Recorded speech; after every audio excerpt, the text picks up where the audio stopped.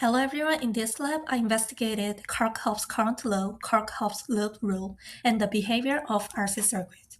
The main physics principles I used were current conservation, energy conservation through Kirchhoff's loop rule, and the exponential charging and discharging behavior of capacitors, which is characterized by the RC time constant. By measuring current, voltage, and capacitor voltage over time, I verified Kirchhoff's law and found that the RC circuit closely followed the theoretical exponential model. Before performing the experiment, I first considered the fundamental physics principles. First, Kirchhoff's current law states the electric charge is conserved, so the same current flows through every component in a series circuit. Second, Kirchhoff's loop rule states that the total voltage rise equals the total voltage drop around any closed loop. Finally, in an RC circuit, the capacitor voltage changes exponentially with time, and the RC time constant determines how quickly the capacitor charges and discharges. I performed two experiments, a DC circuit to verify Kirchhoff's laws and an RC circuit to investigate capacitor charging and discharging. I assumed negligible wire resistance, an ideal ammeter and voltmeter, and ohmic resistors so the results could be directly compared with the theoretical model. First, I built a series circuit with two batteries and two resistors. Before taking measurement, I predicted the circuit current using Ohm's law. Then I measured the current at different locations to verify Kirchhoff's current law and measured the voltage across each circuit element to verify Kirchhoff's loop rule. The measurements showed that the current was approximately 0.02 amperes everywhere in the series circuit, confirming that the current remained constant. The measured battery voltage was about 3.0 volts, which agreed with the expected value. Next, I measured the voltage at different locations around the circuit. As expected, the potential increased across the batteries and decreased across the resistors. The voltage position graph clearly shows these changes, and the total voltage rise equals the total voltage drop, confirming Kirchhoff's loop rule. Finally, I investigated how measuring devices affect the circuit.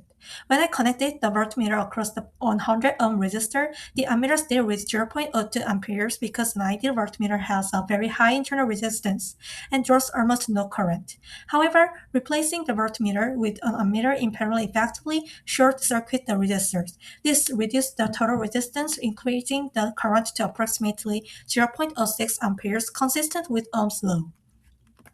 Next, I investigated an RC circuit using a battery, a light bulb, and a capacitor.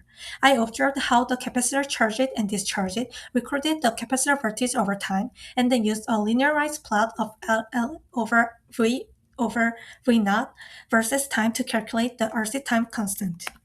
During charging, the bulb was initially bright and gradually became dim as the capacitor charged. During discharging, the bulb briefly lit again and then faded as the capacitor released its stored energy. The current was largest at the beginning and decreased exponentially towards zero. I measured charging and discharging times of about 10 seconds with a 10 ohm bulb. Using a 20 ohm bulb increased the time constant, so both charging and discharging took longer. I measured the capacitor voltage every 20 seconds during discharge and plotted Ln V over V naught versus time. The data formed an approximately straight line which agrees with the exponential discharge model, this equation.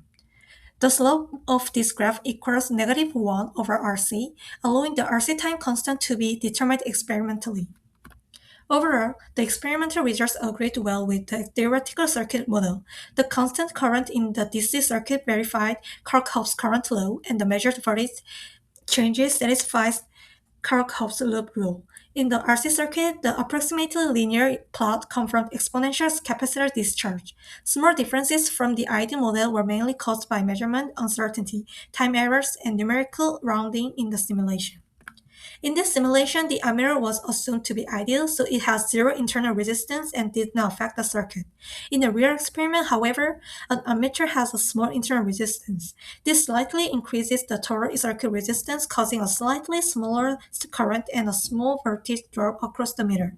Therefore, real measuring devices always introduce a small amount of measurement error. In the ideal RC model, if the resistance is zero, then the time constant tau equals RC is also zero. This means the capacitor was charged instantaneously.